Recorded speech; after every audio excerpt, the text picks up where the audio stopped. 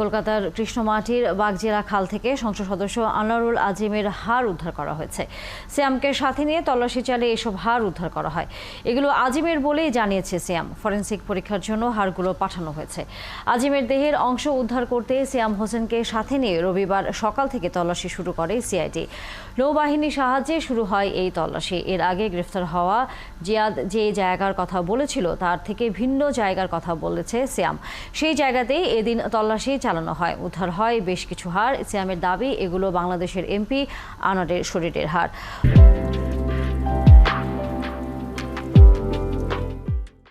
বাগজেলা ছাড়াও অন্যান্য জায়গায় তল্লাশি করবে বলে জানিয়েছে সিআইডি। এর মধ্যে সিয়ামকে জেরা করে বেশ কিছু নতুন তথ্য পাওয়া গেছে বলে জানান সিআইডির কর্মকর্তারা। এ বিষয়ে আরও খবর নিয়ে কলকাতা থেকে যুক্ত হচ্ছেন সহকর্মী সত্যজিৎ চক্রবর্তী। সত্যজিৎ, সিয়ামের কাছ থেকে কি কি তথ্য পেয়েছেন সিআইডি এবং একই সাথে হাড় উদ্ধারে বাগজেলা ছাড়া আর কোন কোন জায়গায় অভিযান চালানো হবে? দেখুন, সকাল থেকেই কিন্তু তল্লাশি শুরু করে নৌবাহিনীর সদস্য, ডিজাস্টার ম্যানেজমেন্ট কলকাতা এবং যারা ফরেনসিক ডিপার্টমেন্ট আছে তাদের সদস্যরা কিন্তু এই তল্লাশিতে ছিলেন।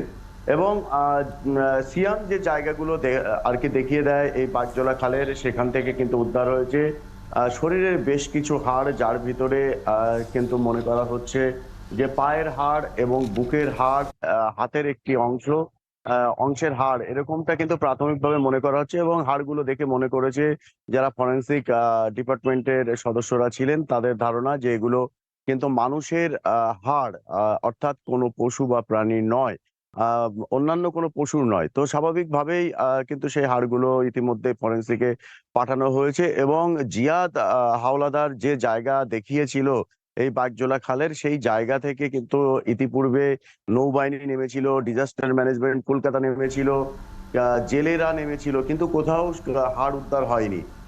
সিয়াম যে জায়গা দেখিয়েছে সেই জায়গা থেকে প্রথম দিনেই কিন্তু এই হাড় উদ্ধার হয়েছে। অথচ জিয়াদ কে কিন্তু পর টানা 5 দিন নিয়ে গিয়ে যে জায়গা দেখানো হয়েছিল সেই জায়গায় তল্লাশি করা হয়।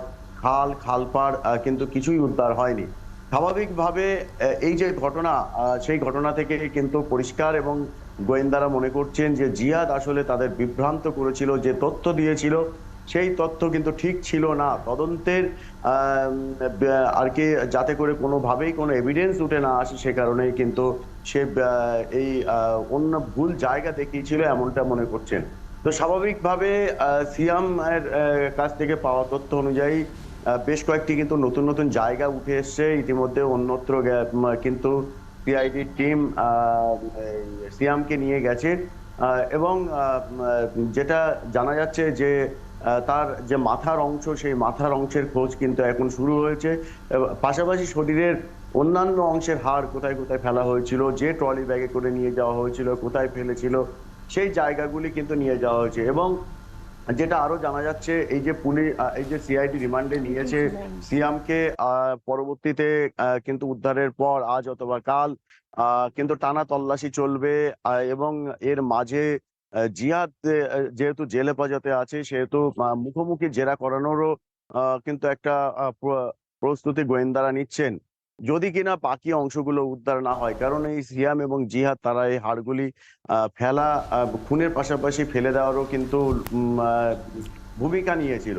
তো স্বাভাবিকভাবেই সিয়ামকে নিয়ে প্রথমেই যে তল্লাশি শুরু করে আজকে সকাল থেকে, সেক্ষেত্রে সিআইডি এবং অন্যান্য যারা এই উদ্ধার কাজে জড়িত ছিল তারা প্রত্যেকেই সফল হয়েছেন। আমরা ফিরবো আবারও সত্যজিৎ আপনার কাছে। সর্বশেষ আরো তথ্য এসে পৌঁছায় তখন নিশ্চয়ই আপনার কাছ থেকে আমরা সেটা জেনে নেব। দর্শক, সহকর্মী সত্যজিৎ চক্রবর্তী ছিলেন এতক্ষণ কলকাতা থেকে।